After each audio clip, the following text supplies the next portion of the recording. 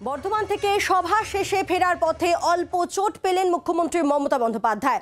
চালক আচমকা ব্রেক কষায় উইন্ডস্ক্রিনে মাথা লাগে তাঁর। সামান্য চোট পান তৃণমূল নেত্রী তথা মুখ্যমন্ত্রী মমতা বন্দ্যোপাধ্যায়।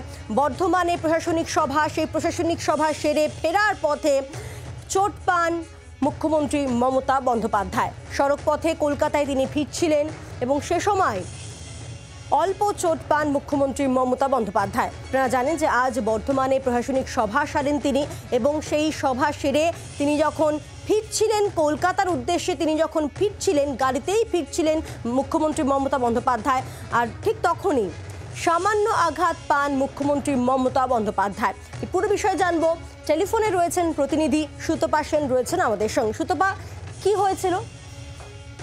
দেখো, তুমি জানো যে হেলিকপ্টারে মুখ্যমন্ত্রী গেছিলেন বর্তমানে, কিন্তু খারাপ ওয়েদার এবং বৃষ্টি পড়ার জন্য তাকে সড়ক পথে ফিরতে হয়। এবং সেই সময় তিনি যখন সড়ক পথে ফিরছিলেন, যে স্পটে এই মিটিং ছিল হাইওয়ে থেকে 1 কিলোমিটার 1.5 কিলোমিটারের মধ্যেই, এবং সেই স্পট ছেড়ে এসে হাইওয়েতে ওঠার মুখেই কিন্তু মুখ্যমন্ত্রীর গাড়ি আচমকা ব্রেক কষে এবং সেই সময় মুখ্যমন্ত্রী সামনের সিটে বসেছিলেন এবং তার মাথা ঠুকে যায় সামনের উইন্ডস্ক্রিনে। কারণ তুমি বুঝতেই পারছো যে হঠাৎ করে ব্রেক কষার ফলে মাথা ঠুকে যায়। তিনি সামান্য আহত হয়েছেন বলে শোনা যাচ্ছে এবং তেমন আঘাত গুরুতর একেবারেই নয়, এমনটাই কিন্তু শোনা যাচ্ছে। এবং তারপরে সড়ক পথেই তিনি ফিরে গিয়েছেন কলকাতাতে।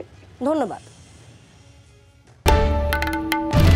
বাংলার আওয়াজ, বাঙালির আবেগ, জি 24 ঘন্টা।